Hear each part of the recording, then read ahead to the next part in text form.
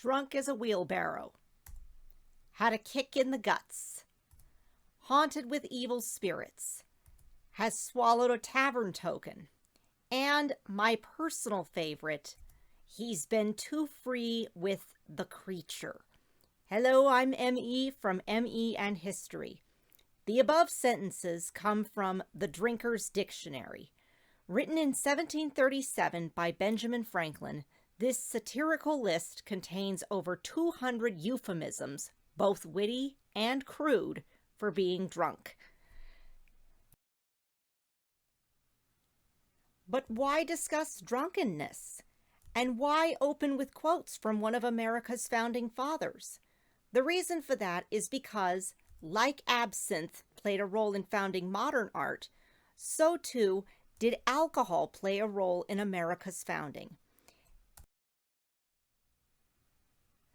It was consumed while sharing the ideas of the Enlightenment. It had a vital role on the battlefield, and as the American Revolution progressed, it became a symbol of patriotism. Yes, you guessed it. This video is about how alcohol played a role in shaping America. All right, my viewers, I know what's running through your creature-free brains. M.E., are you out of your mind? The U.S. is sharply divided and in major crisis right now.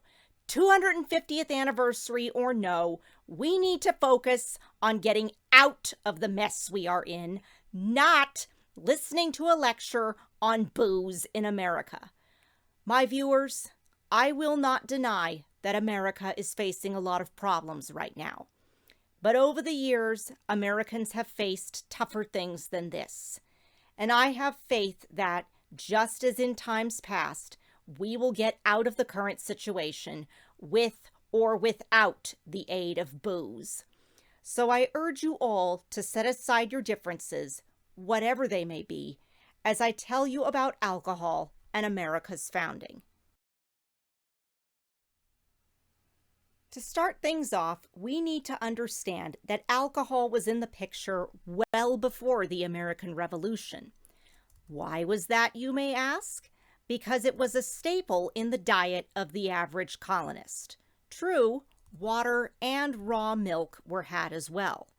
But though water and raw milk didn't leave colonists with nasty hangovers, they were liquid germ baskets that would leave colonists sick with other nasty ailments. To stay hydrated, colonists turned to other forms of liquid, be it tea, hot chocolate, and, yes, you guessed correctly, alcohol. But aside from providing dietary needs, alcohol was a universal language in the American colonies. Everyone, from the wealthy to the impoverished, was at least familiar with booze, even if they didn't always drink it. And, like with other universal languages in history, alcohol brought people together, regardless of their place on the social ladder. As the colonies grew, taverns and pubs grew too. Over the years, these taverns and pubs became hotspots for community gatherings, political debates, and the exchange of radical new ideas. Among these radical new ideas were the major tenets of the Enlightenment: logic over emotion, equality over hierarchy, education over ignorance, and liberty over oppression. It was those last three words that were discussed more and more openly after the French and Indian War, also known as the 7 Years' War. Though Great Britain had won the fight, it came at a great economic cost. To fill up the treasury, taxes were put in place. Some of these taxes, such as the 1764 Sugar Act, even had an impact on the alcohol industry itself. Given that the colonists loved and needed their booze, a huge amount of smuggling took place and lit the spark of the well-known protest of No taxation without representation. As the taxes grew, alcohol and taverns played another role. With little, if nothing, to lose, colonists became desperate to take a stand. But not all of them had the guts to do it because of the risk of discovery, imprisonment, or even death. To lower the risk of being caught, taverns functioned as secret headquarters for sharing grievances, passing on information, and planning protests. And to give themselves the necessary backbone to accomplish their goals, the colonists plied themselves with plenty of alcohol. In the years leading up to the American Revolution, hundreds of drunken colonists defied British authority. The acts committed ranged from boycotting taxed goods to ousting tax collectors from their posts, and even to putting the Boston Tea Party into action.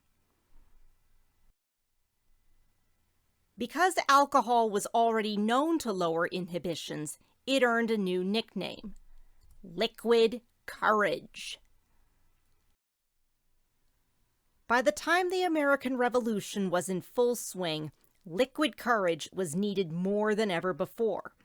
As part of their food rations, each American soldier was given roughly 4 ounces of rum. And those 4 ounces didn't just give these soldiers bravery. Booze in general was used to boost morale, especially during events like the Delaware Crossing, keep soldiers warm during frigid temperatures, like those at Valley Forge, and dulled the pain of the inevitable injuries that many soldiers would receive on the battlefield. As the American Revolution progressed, however, the alcohol distillers hit a serious snag. Due to British blockades, vital ingredients for rum, like molasses, were hard to come by, forcing distillers to come up with another form of liquid courage to give to the troops. The result? Distillers shifted gears and converted to grain and corn instead. And what kind of alcohol is produced using grain and corn? None other than whiskey.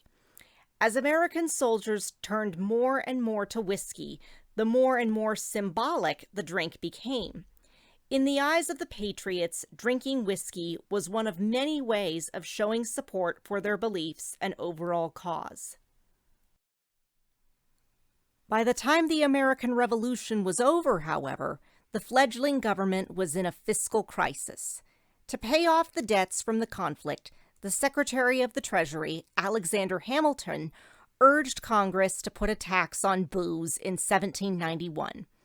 Farmers on the frontier who distilled extra crops into whiskey felt that the $10 Founding Fathers' success at doing this resembled the very tyranny that the Patriots had fought against. Just like before the American Revolution, the frontier distillers and farmers refused to pony up the taxes. And, just like before the American Revolution, the frontier distillers and farmers used liquid courage to make their points known. Over time, drunken farmers and distillers struck back on tax collectors with violent methods like tarring and feathering. Things got so bad that then-President George Washington took action with the Militia Act of 1792. To quell the fighting, Washington put together a group of about 13,000 militiamen from Maryland, Virginia, New Jersey, and Pennsylvania. Knowing that they were severely outnumbered, the resistance quickly dissolved and no major battles were fought. Over the course of the next few months, a lot of men were arrested and put on trial for treason, though only 2 were given a guilty verdict, only to be pardoned by George Washington himself. This event, known in history as the Whiskey Rebellion, contributed to the rise of Thomas Jefferson, who, upon assuming office as America's 3rd president in 1802, successfully repealed the unfair tax. To this day, whiskey is still seen by Americans as a symbol of defiance, resistance against tyranny, and overall patriotism. In conclusion, my viewers, I urge you to remember this. Though we are in a tough situation, we must have faith that things will get better. But for things to improve, we need to find and discuss our commonalities instead of our differences.